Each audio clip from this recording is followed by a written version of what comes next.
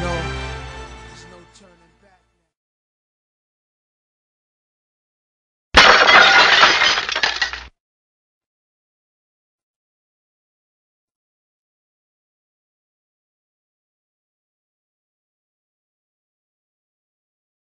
Assalamu alaikum wa rahmatullahi wa barakatuh.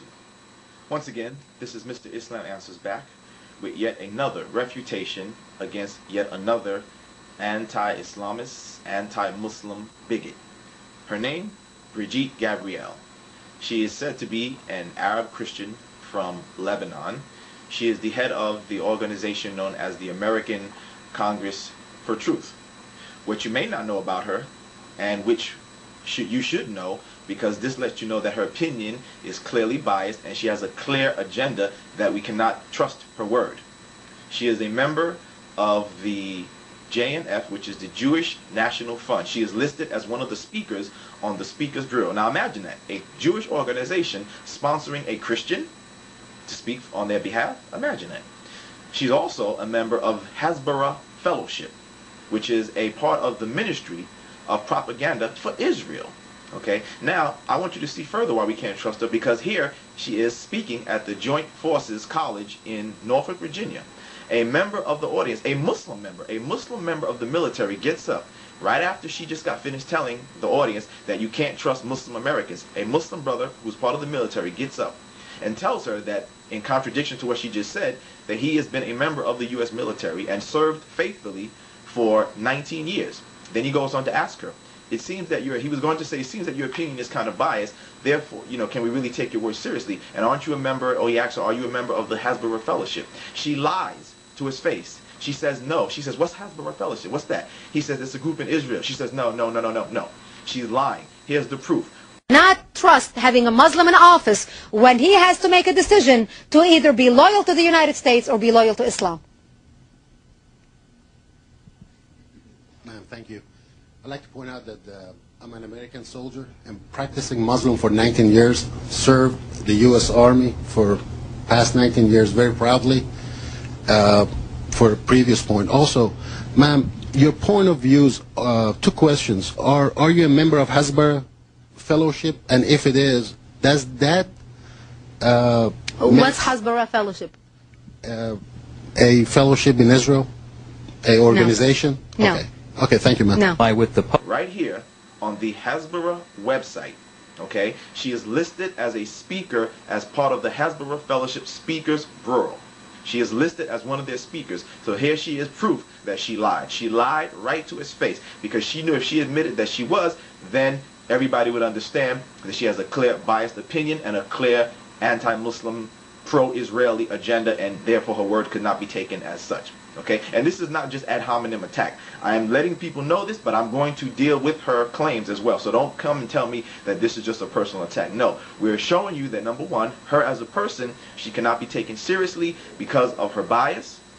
And now I'm going to get into refuting her claims. Now, John Hagee says, as a native Arab, Brigitte's expertise on Middle Eastern politics and the dangers of radical Islam is beyond compare. So if that's his claim, then what better person to refute her than somebody like me? Somebody who used to be a Christian, somebody who was born and raised here in the West, raised in America, somebody who left Christianity, rejected the ills of this society, and became a Muslim. What better person to refute her than somebody like me, who's the exact opposite of her? I'm from America. I'm from the West. And I left Christianity and became a Muslim. And I, too, in reverse, in the opposite of her, have been a victim of racist Christians here in America. So what better person to refute her than somebody like me? Now let's go ahead and proceed and get into her arguments and listen and see how we take her arguments and knock them down one by one.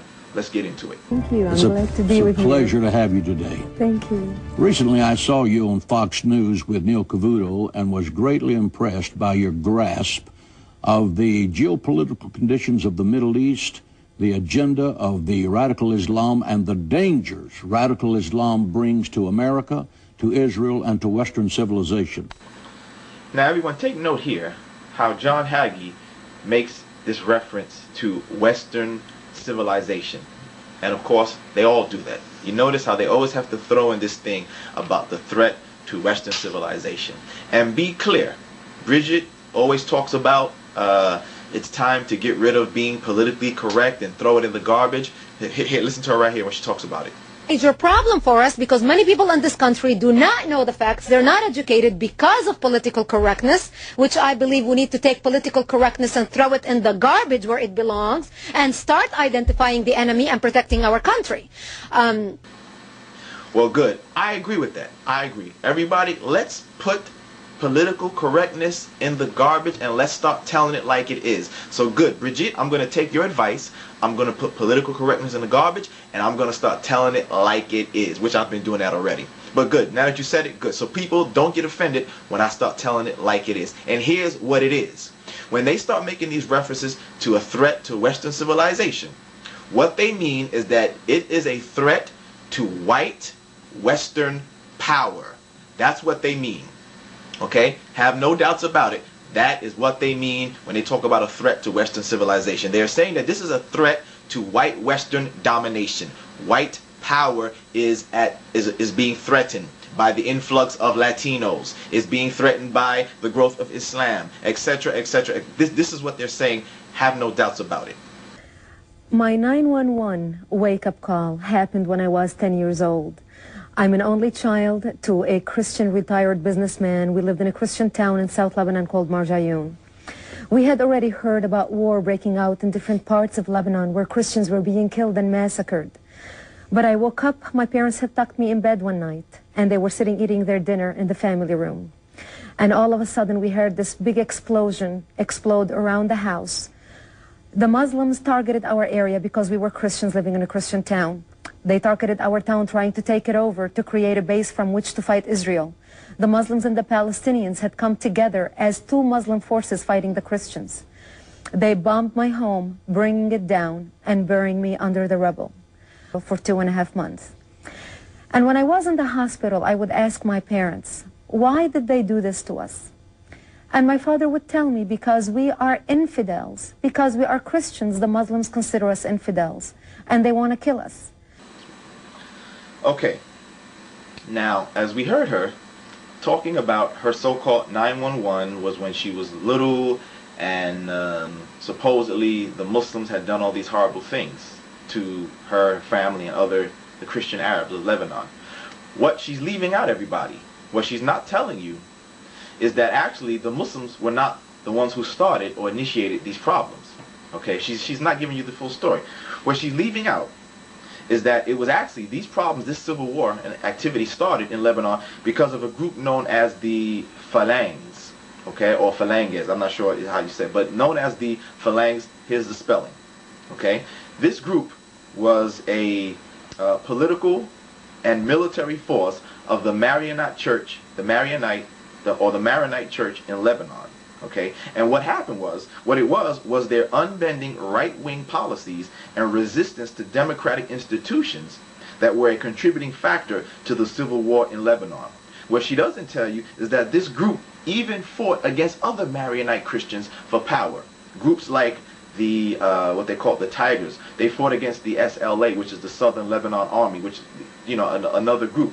And these Christians, you see, these Arab Christians, in particular the Phalanges or Phalanges, known as Kataib, the Kataib party, all these Arab Christians were a minority, having control under the tutelage of the French, of course, a Western European power, right?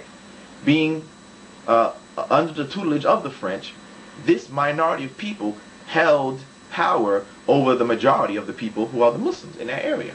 You see, so this group resisted the democratic changes in institutions because they're the minority. Yet they were holding the power over the majority, and they understood that if they practiced real democracy, as these people always talk about democracy, that they would be in the minority. And democracy means the majority has the say. And who are the majority? The Muslims. You see, so these minority of people held power over the rest, and they were oppressing the people. You see, slaughtering Muslims. Even slaughtering, as I mentioned, other Maronite Christians. They would slaughter them as well in order to maintain power. So this is why the Muslims then began to wake up and resist. And what she also doesn't tell you is that in some cases, Arab Christians and Arab Muslims fought side by side for the liberation of